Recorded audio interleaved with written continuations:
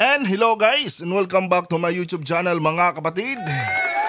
Welcome back sa One Talk PH at ito na nga po pinakalatest sa balita na aking nasagap ngayong araw mga kababayan.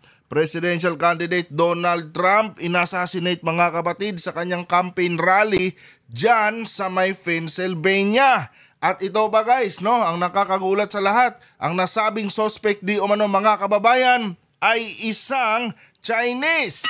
Naku po mga kapatid, malaki ang possibility kung totoo man ang balitang ito mga kababayan, malaki ang possibility na ito po ay kagagawan talaga ng bansang China.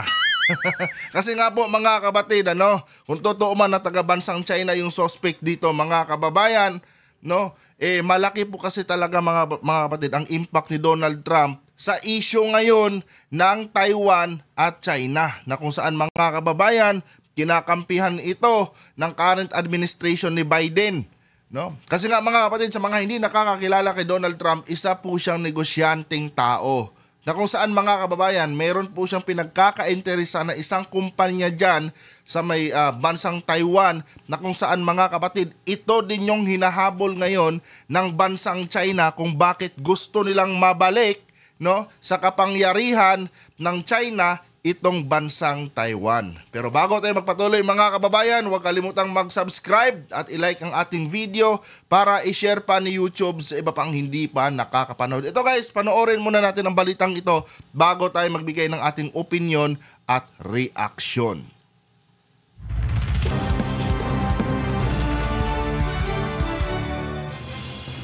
Narito ang balita mula sa GMA Integrated News.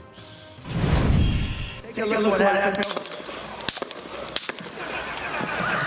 Grabe mga kapatid, tanghalin tapat dyan mga kababayan, pero yung gunman walang takot.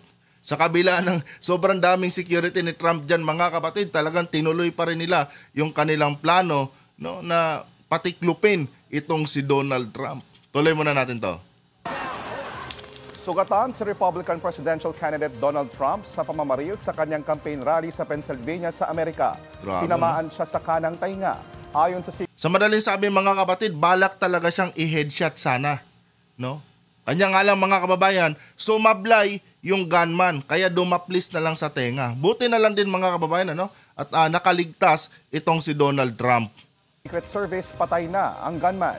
Isang dumalo ng rally ang nasawi at dalawa ang sugatan. Ayon sa source ng Reuters, iniimbestigahan ang insidente bilang assassination attempt.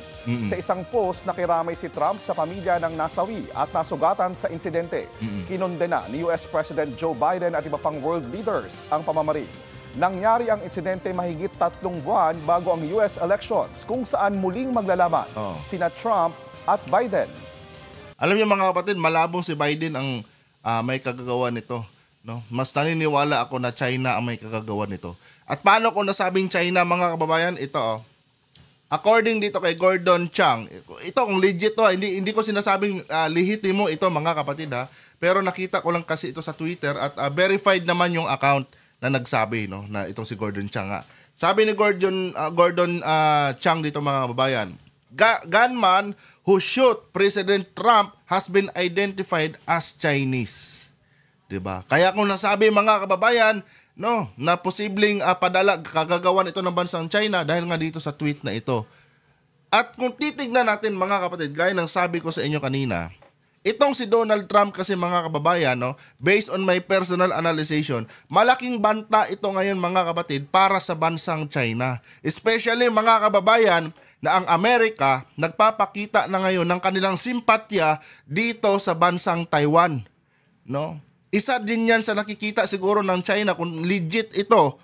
Kung legit ito hindi ko sinasabing na verified na to Kung legit ito mga kapatid, isa sa nakikita ko na dahilan ng China kung bakit nila gustong ipa-assassinate itong si Trump mga kababayan, dahil nga sa isang kumpanya dyan sa Taiwan na tinatawag na TSMC. Napagawaan ng mga chip mga kapatid. Napakaliit lang po ng bansa ng Taiwan mga kababayan, pero yung TSMC na yan, ang laki po ng income na kinikita niyan mula sa iba't ibang bansa. Na kung saan mga kapatid, minsan na rin niyang pinagka-interesan ni Donald Trump. Dahil ayon nga kay Donald Trump, mga kababayan, ninakaw di umano ng Taiwan yung kanilang mga negosyo. At yan nga po, mga kapatid, ang negosyo ng TSMC. Na kung saan, mga kapatid, isa din yan sa dahilan kung bakit gustong makuha ng Taiwan, ng China, ang Taiwan, mga kababayan. Isa yan sa dahilan. Dahil sa may malaking ambag yan sa kanilang ekonomiya pag napasa ilalim nila ang Taiwan, mga kapatid, sa kanilang kapangyarihan. Kasi nga, mga kababayan, yung TSMC na kumpanya, hawak po niyan ang buong mundo. No? Hawak po niyan ang buong mundo, mga kapatid. At kung sino man ang makakahawak niyan sa China or Amerika, may malaking impact yan sa merkado, mga kababayan. Lalo na't puro mga microchip ang hawak niyan, mga kapatid. Isa po ito sa dahilan, mga kababayan, na nakikita ko dito, na kung totoo man na isang Chinese talaga ang suspect, manako, mga kapatid, ito po ay pakana talaga ng China. Dahil nga, mga kababayan, nakikita din kasi ng China na tawag ito, may malaking hadlang itong si Donald Trump sa kanilang interes sa bansang Taiwan. No? Yan po talaga ang totoo, mga kapatid. No? Kung ito legit to, na isang Chinese nga, yan po talaga ang nakikita kong dahilan, mga kababayan, kung bakit gustong patiklupin itong si Donald Trump. Lalo na't business-minded na klaseng tao itong si Donald Trump. Ito, mga kapatid, para lang malinawan kayo, tingnan natin itong balitang ito. Should the U.S. help defend Taiwan if it means going to war with China? Well, I don't want to say it because if I'm in the position of president, I don't want to say what I'm thinking. If I answer that question, it'll put me in a very bad negotiating position. With that being said, Taiwan did take all of our chip business. We used to make our own chips. Now they're made in Taiwan. 90% of the chips advanced are made in semiconductor chips, 90% are made in Taiwan. If China goes in there, they'll be able to turn the world on and off. Isn't that right? If China takes Taiwan, they will turn the world off, potentially. Potentially. Ang kumpanya na pinag-uusapan dito, mga kababayan, ay yung TSMC, na kung saan nakabase po ito sa bansang Taiwan. No. Yan po yun. Ngayon, gaya ng sabi dito, mga kapatid, na once nakuha yan ng China, tuluyan niyang nakuha ang bansang Taiwan, malaking problema ito, para sa bansang Amerika. Dahil malaki kasi, mga kababayan, ang ginagampanan ng TSMC company sa buong mundo. At kung makuha ng China uli ang Taiwan, mga kapatid, pwedeng manipulahin ng China ang buong mundo, mga kababayan, dahil sa market nitong TSMC. Kung kaya't ngayon pa lang, mga kababayan, gusto na siyang ipaligpit ng bansang China kung legit man itong info na ito. Gusto na siyang ipaligpit, mga kapatid. Kasi nga, nakikita ng China na si Trump, iba ang pananaw niyan. Kasi negosyante yan. Taliwas dito sa mga pananaw ni Biden. At alam nila na hindi basa-basa si Trump, mga kababayan. Nakita niyo naman siguro kung paano siya nakipagbardagulan dati kay Kim Jong-un. Particular doon sa issue ng mga nuclear dati. Na parang sinubukan siyang daragin ni Kim Jong-un, pero hindi siya nagpadarag, mga kapatid. At ang nangyari pa nga doon, nakipagkaibigan na lang sa kanya si Kim Jong-un. Yung presidenteng baliw ng North Korea. Di ba? So ngayon, mga kapatid, election pa lang, gusto na nilang tibagin si Trump. Kasi nga, mga kababayan, may malaking balakid ito sa interest ng China sa bansang Taiwan. Yan po ang aking analyzation talaga dyan, mga kapatid. Yan talaga. Isa yan sa nakikita kong dahilan. Kung legit man na Chinese ang suspect, isa yan sa nakikita kong dahilan, mga kababayan.